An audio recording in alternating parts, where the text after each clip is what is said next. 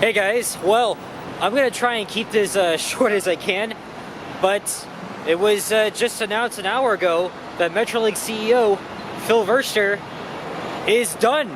That's right, he has stepped down from his position as CEO of Metrolinx, which was so long overdue because his leadership on overseeing the Eglinton Crosstown LRT and other projects has greatly failed. And for over a year now, he has pretty much blatantly refused to give us like clear updates on when the line is opening. And you know, it's interesting because I've talked about on and off about how this line is so over budget. As a local, we suffered a lot of shenanigans, right? But it's finally happened. And we're here right outside of Keelsdale Station, which is one of, I think, 25 station stops that are ready to open. But Metrolinx has just been so freaking mum on the whole thing. And I'm reading off my phone here, off of CP24. And so he tendered his resignation on Monday in order to take a new position, and he will leave his role as CEO as early as December 16th. And even our idiot premier, or our freaking dumbass, of course, who's ripping out all the bike lanes here, has said that he said, "I want to thank Phil for his many years of service to Ontario. He led and supported explosive growth in transit construction, including the largest expansion of public transit in North America. The transportation landscape in Ontario will be permanently better because of his contributions." Bullshit! Like, his leadership has really angered a lot of opposition leaders and even us, people that have been long suffering with this project, locals like myself. I mean, this is my old neighborhood, for Christ's sake. I lived here for all my life until I moved out 2 years ago, just because I need to be closer to a subway station. Like, I can't deal with the freaking 32 bus. I mean, it's nostalgic, but I'm really done with it. But this announcement comes only a few days after he actually teased like a 2025 opening, which I wish I could believe that. But I know for a fact everything is all ready. It's just they've just refused to be transparent, and that's the whole problem. And that's why his resignation was long overdue. So I think, honestly, this is such a big win for Ontarians and even, locals that lived along here, along the route. Because we should be riding the Eglinton Crosstown by now. And notice that I haven't made any videos on the line. It's because, the same freaking repetitive announcements by this guy, he makes like a freaking $1 million. And this is what we, the taxpayers, have been paying for. Like, it's so ridiculous. But his time here has come to an end. And they've already appointed a new interim CEO. His name is Michael Lindsay. And I'm going to pull up a little tweet here. A very clear tweet. Again, here's a look at the Keelsdale Station. And really, I think now his priority is to make sure the Eglinton Crosstown is completed as soon as possible and get it ready for opening.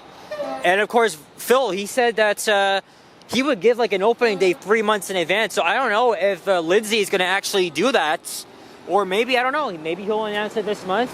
It could be open next month or next, or February or whatever. But honestly, the Ford government has allowed Metrolinx to mismanage our transit for over a decade. We've had to put up with this bullshit. Like, it's just, oh man, it was very atrocious. Like, I don't even know what to say about that. But finally, we have a new guy that will take over the job on an interim basis. And now Lindsay's been told that opening the Eglinton Crosstown is a priority.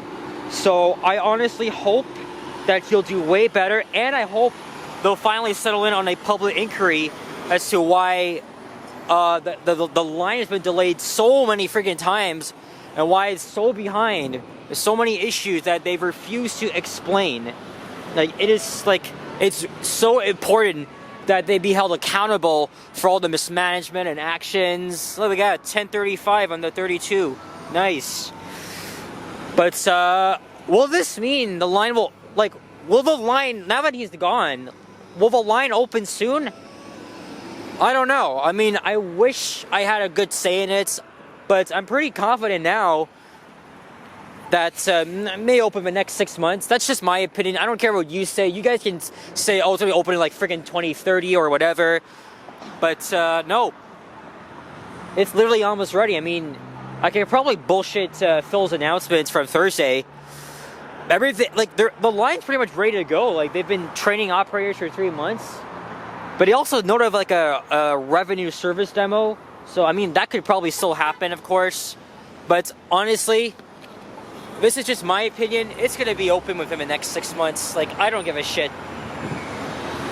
This shakeup was very long overdue. And I've always, I've just long wanted for him to like, step down. Because, like, this freaking millionaire has refused to be transparent about the whole project, refused to share the issues. So, as a local, that's why, I'm speaking out.